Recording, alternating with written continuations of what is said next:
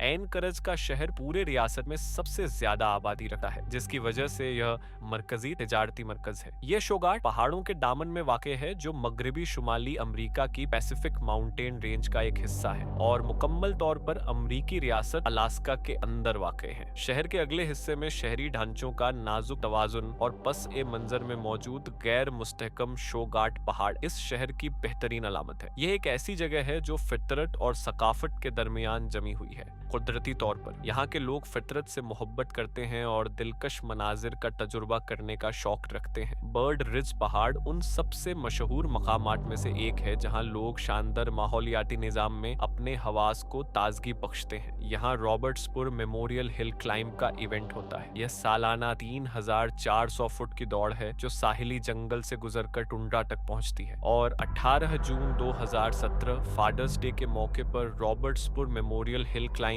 अपनी 29वीं सालगिरह मना रहा था। एनकरेज में सुबह से ही मौसम अब्र आलूद था। सूरज भूरी मड्डम बादलों के पीछे छुप गया था। यही मंजर कूपर फैमिली के घर पर भी छाया हुआ था। पैट्रिक कूपर और उसकी वालिदा कैटरीना ने अब भी दौड़ की तैयारी मुकम्मल की थी। कैटरीना ने पैट्रिक को एहतियात से समझाया कि कहाँ जाना है, क्या करना है और हाईवे से किस तरह दूर रहना है। सब तफसीलात तय करने के बाद अब निकलने का वक्त था। सुबह 9:30 थे और सब कुछ मामूल के मुताबिक लग रहा था। पैट्रिक बहुत परजोश था क्योंकि वह हमेशा से स्कूल की सरगर्मियों में मुकाबलेबाजी करता था। अपनी माँ के साथ यह दौड़ लगाना उसके लिए और भी खास था। पैट्रिक इस रेस के जूनियर्स डिवीजन में शामिल था, जबकि कैटरीना बड़ों के डिवीजन में हिस्सा ले रही थी। चंद मिनट बाकी थे कि सब शिरका आगाज के मकाम पर पहुंचे। सुबह 9:43 पर सूरज बादलों के पीछे से झांकने लगा और सबके लिए यह खुश आयन बात थी कि बारिश नहीं होगी। बाला आखिर दौड़ शुरू हो गई, लेकिन कूपर्स को मालूम नहीं था कि यह दिन उनकी जिंदगी हमेशा के लिए बदल देगा। कैटरीना ने अपनी बैटरी बचाने के लिए फोन को एयरप्लेन मोड पर कर दिया। दौड़ के दौरान पैट्रिक उसके साथ साथ था, खुशी खुशी दौड़ रहा था और अपनी जिंदगी का बेहतरीन वक्त गुजार रहा था। जब Patrick Alaska Providence medical centre में पैदा हुआ तो उसे तकरीबन 2 माह नवजैदहों के ICU में गुजारने पड़े। वह वक्त से पहले पैदा हुआ था और उसे कई मसाइल और माजूरियां थीं। बाद में डॉक्टर्स ने पता लगाया कि उसे मिर्गी के दौरों की बीमारी है, ऑटिज्म है और ADHD भी है। अस्पताल से छूटने के बाद भी पैट्रिक ने अपने हयाती वालिदैन के साथ मजीद 2 माह गुजारे। ताहम चूंकि उसके वालिदैन भी माजूर थे, उन्होंने जल्द ही समझ लिया कि वह पैट्रिक की खुसूसी जरूरतें पूरी करने के काबिल नहीं है। लिहाजा उन्होंने मुश्किल फैसला किया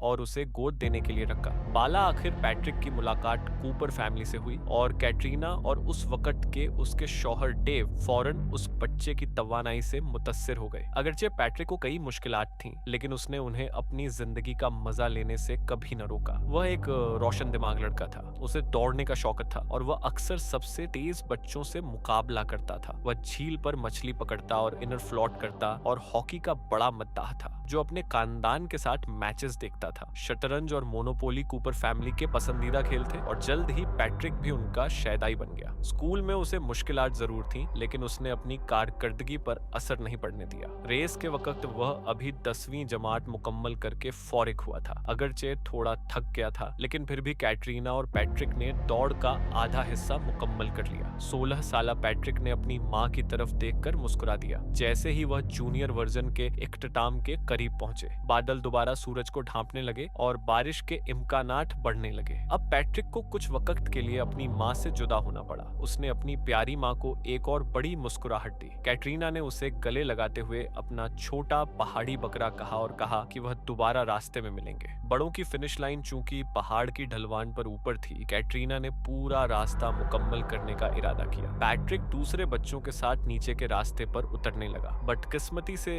ये वह आखिरी लम्हा था जब कैटरीना ने अपने बेटे को जिंदा देखा। नीचे का रास्ता ऊपर के मुकाबले में कम कठिन था, मगर फिर भी आसान नहीं था। खुशी खुशी चलते बच्चों के साथ पैट्रिक भी वक्त गुजार रहा था। वह बातें करते और हंसते रहे, खुश थे कि मुश्किल हिस्सा खत्म हो गया है। लेकिन रास्ते में एक उलझे हुए मोड़ पर पैट्रिक ने ध्यान खो दिया और दूसरों से हटकर एक और तरफ मुड़ गया। बदकिस्मती से यह गलत और जानलेवा रास्ता था। अब वह अकेला था। जूं जूं वह आगे बढ़ा, झाड़ियां घनी होती गई और दूसरे बच्चों की हंसी मध्यम होती गई। अब अब सिर्फ अलास्कन जंगल की खामोशी बाकी रह गई थी। पैट्रिक ने झाड़ियों में हरकत की आवाज सुनी और अचानक महसूस किया कि वह अकेला है। 16 साला पैट्रिक अचानक रीछ के सामने आ गया। रीछ ने रास्ता रोक लिया और पैट्रिक को भीड़ से मजीद दूर कर दिया। पैट्रिक ने तेज कदमों से चलना शुरू किया और फोन निकालने लगा। उसने माँ और भाई को मैसेज किया लेकिन कोई जवाब न मिला। उसने कुछ वॉइस मेल भी छोड़े। रीछ आखिरकार उसकी तरफ लपका। बिजली की सी रफ्तार से फासला खत्म हो गया। पैट्रिक के पसीने छूट गए, दिल की धड़कन तेज हो गई। वह मुकम्मल खौफजदा हो गया। उसने दौड़ने की कोशिश की लेकिन यह सबसे बड़ी गलती थी। रीछ के शिकारी वाले हवास फौरन जाग गए। किसी भी शिकारी के सामने सबसे बड़ी गलती यह है कि उससे भागा जाए। अब पैट्रिक एक आसान शिकार था। ताकतवर रीछ ने उस पर हमला कर दिया। अपने 2 इंच लंबे पंजों से उसे दबाया और 3 इंच लंबे दांतों से उसके चेहरे, बाजुओं और टांगों को नोचने लगा। नौजवान पैट्रिक का कोई मौका न था। उधर आगस के मकाम पर कैटरीना ने देखा कि पैट्रिक वहां नहीं था। जैसी पैट्रिक का भाई ने मां को इत्तला दी। जब उसे भाई का परेशान कून पैगाम मिला, उसने फौरन ब्रैड कास्की रेस डायरेक्टर को बताया। ब्रैड ने टीम को तलाश के लिए भेज दिया। कैटरीना भी बेचैन होकर शामिल हो गई। कुछ घंटों बाद जवाबदेहगान ने पैट्रिक को ढूंढ लिया लेकिन वह बेजान पड़ा था और काला रीछ अभी तक उस पर पहरा दे रहा था।